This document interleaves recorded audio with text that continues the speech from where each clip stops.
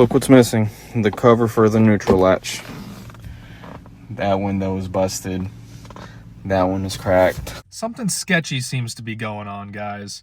You guys know from yesterday's video that Dodge was able to sell over 4,000 V8 Chargers and Challengers in just 1 month. Basically the month of May, and that Memorial Day sales window, they were able to sell over 4,000 V8 Chargers and Challengers. But now the SEC is investigating many automakers for, throughout 2024, potentially buying their own vehicles at a disproportionately high rate so they could report sales. They could gain kickbacks from the manufacturer, you know, often stashing them in their dealer demo fleet, in their service loaner fleet, and in some other, let's just say, interesting areas where you guys are going to see there's going to be a lot more new cars on dealership lots with a few hundred or maybe even a few thousand miles that I really don't want to see you guys get ripped off warranty wise or price wise. So make sure you stick throughout this video because there are deals to be had on these vehicles, but the manufacturers and these dealerships are doing it in a very, very sketchy way because the market is so tight right now.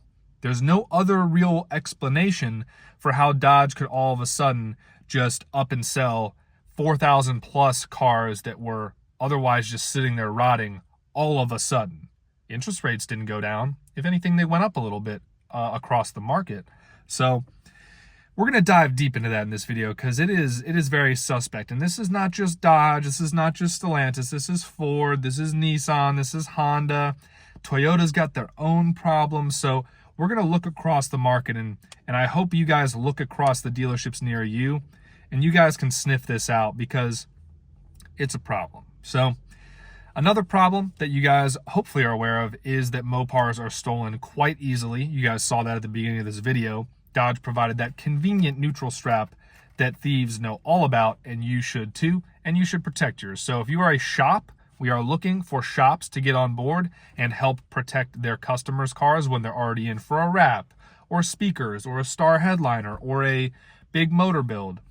Easy, low-cost protection to protect your neutral strap so your car cannot be rolled away when they break in the back window and don't even set the alarm off because the alarms on these cars are so cheap and ineffective. So Destroyer1320.com. Hit us up on Instagram if you guys want to jump on board like many of our other shops.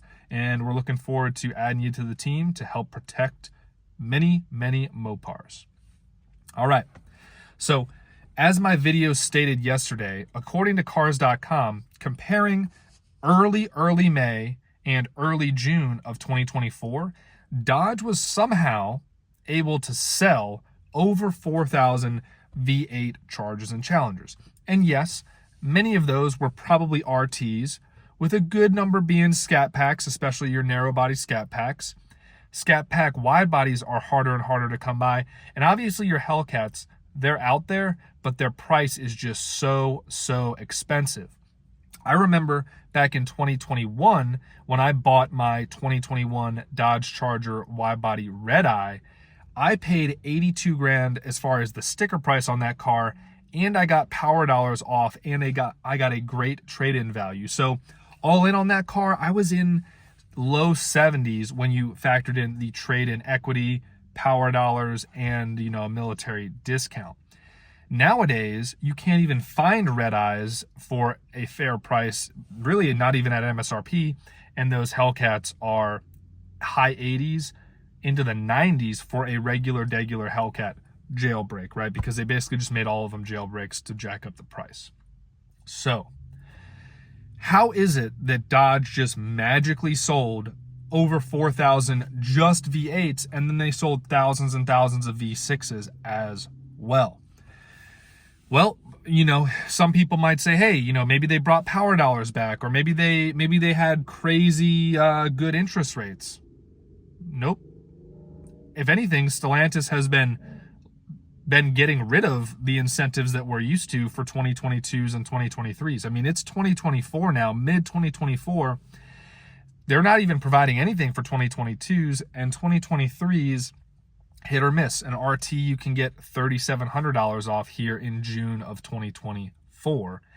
So something seems off, and the alarm bells really came up when the SEC investigation of many manufacturers and dealer bodies came out, where they are looking at the disproportionately high number of vehicles being converted, of new vehicles being converted into the service loaner, the dealer demo, the customer demo, demonstration fleet, and the amount of dealer DXs, the dealer exchanges going on between dealerships, both within their own networks and outside of their own networks. So, it's one thing if you're swapping cars around as a used car, it's already got 40,000 miles on it. What is 41,000 miles?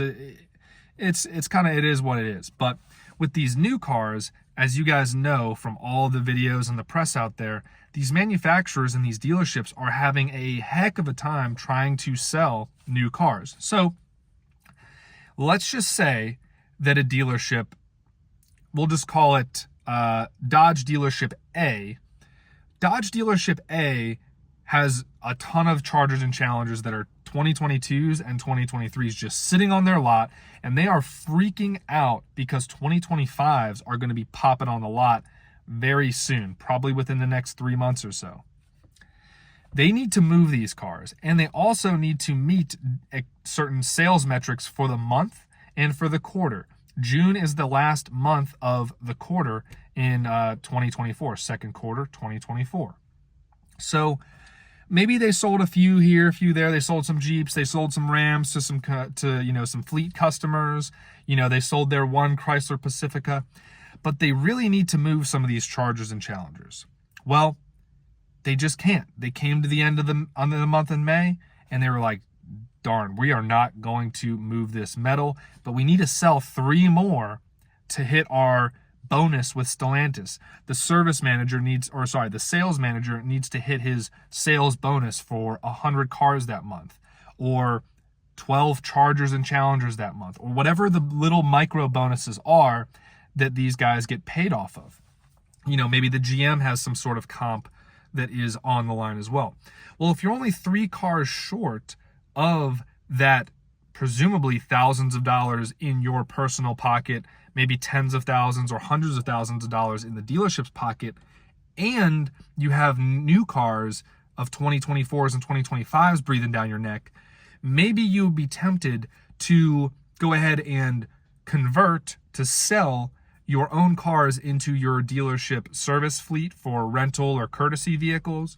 Maybe you would be tempted to go ahead and just have a few more demo vehicles. Usually we don't have RTs and SRT Scat Packs as demo vehicles, but in this month we're feeling fun, right?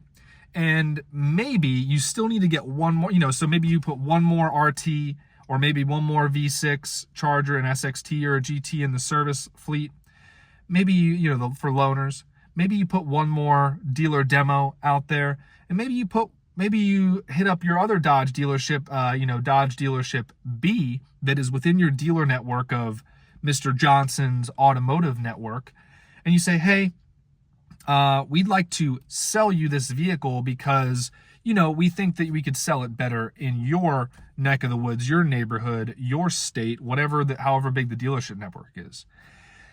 That would be 3 essentially reported sales of them moving metal, of them selling the vehicles, especially those dealer DXs. Those dealer DXs are pretty sneaky.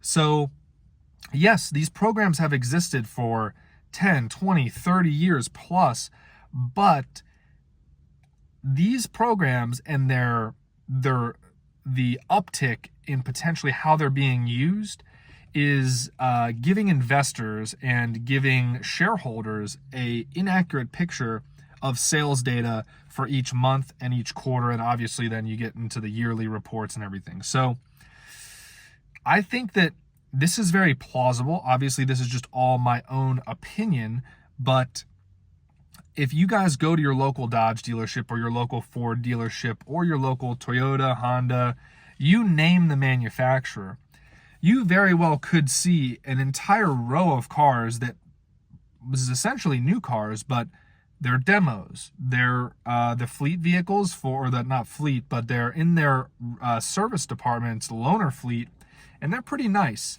And now they have a few hundred miles on them. Now they have a few thousand miles on them, but those are no longer available for purchase on cars.com or caredge.com or Car Gurus or perhaps even on the dealership website.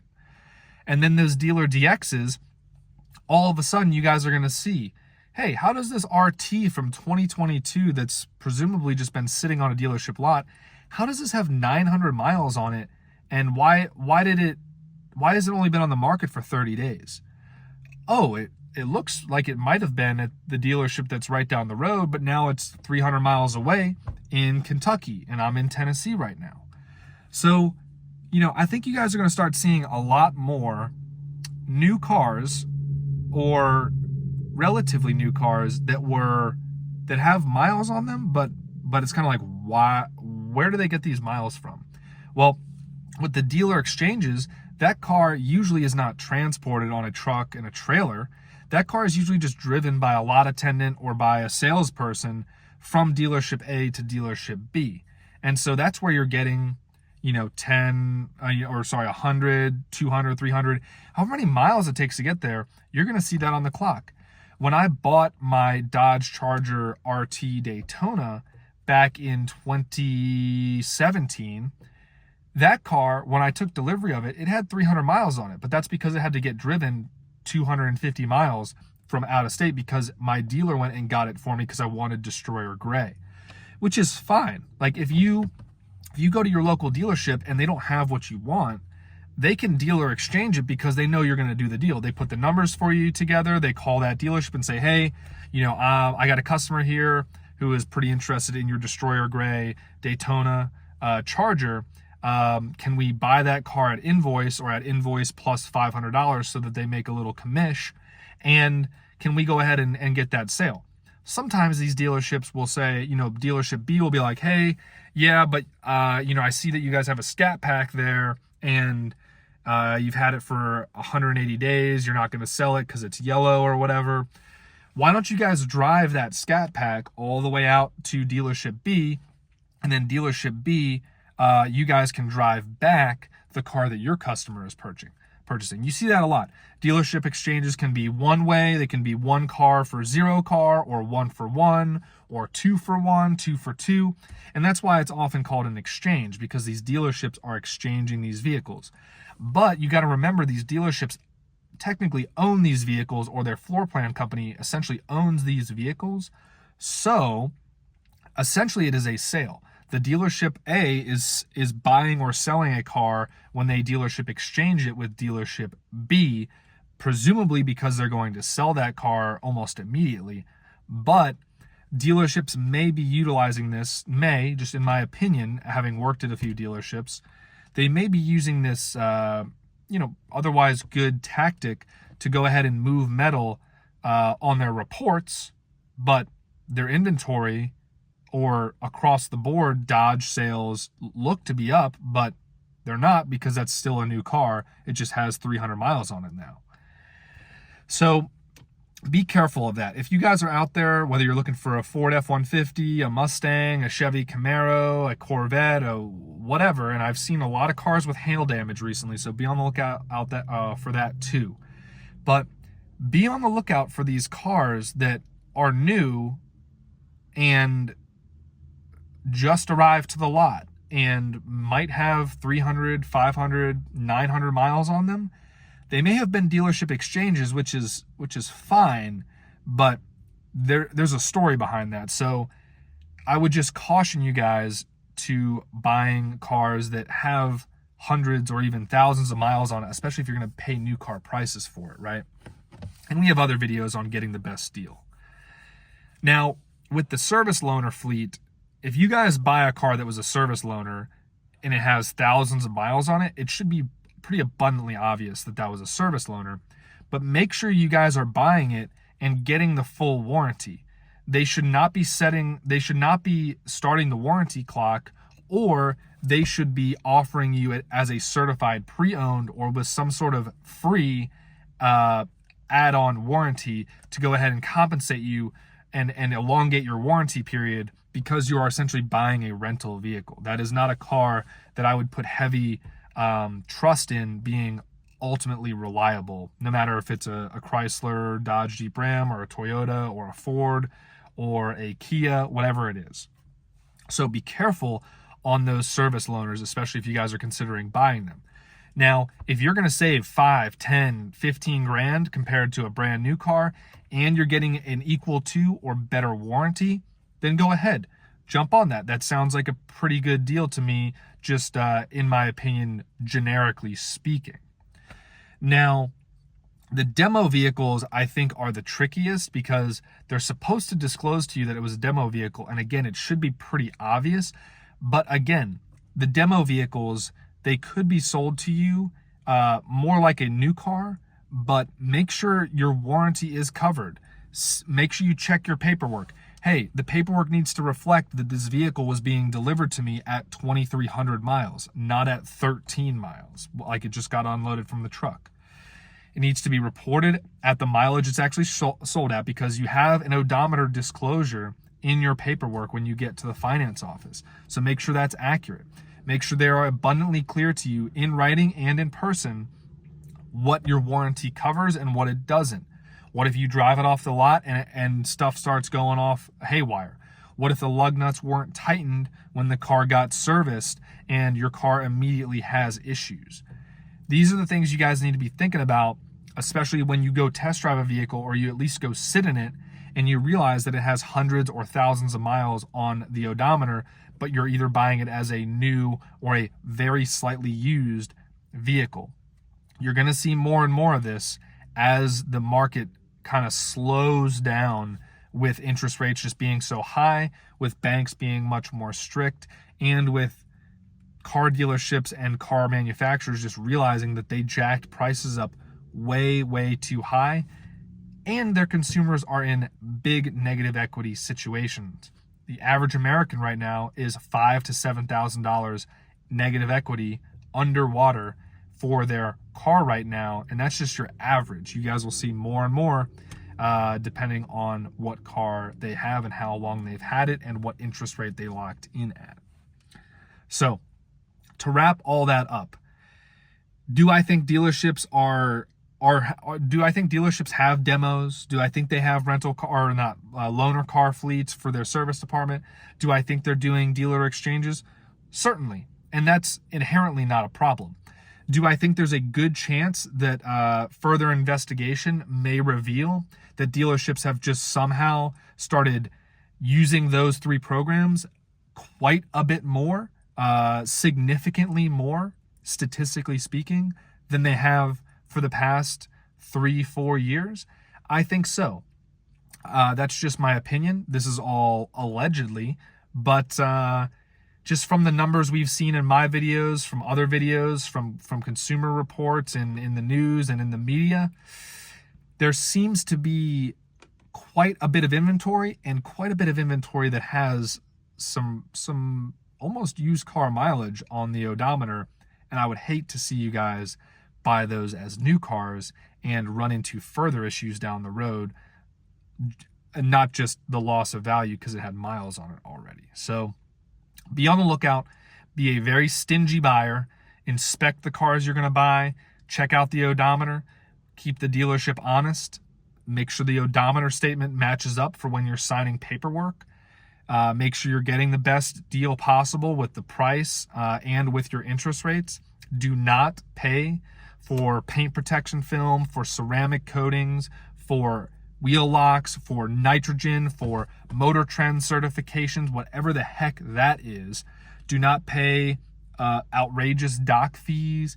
Do not pay for tracking that you don't want. There are many better tracking devices and other theft deterrent devices out here on the market than the ones the dealerships install and essentially try to force you to buy. And obviously don't pay dealer markups, and do not pay MSRP. Don't even pay close to it. So let me know what you guys think in the comments below. Do you think the dealerships are just doing their regular service loaner fleets, their regular dealer exchanges, and their regular demos?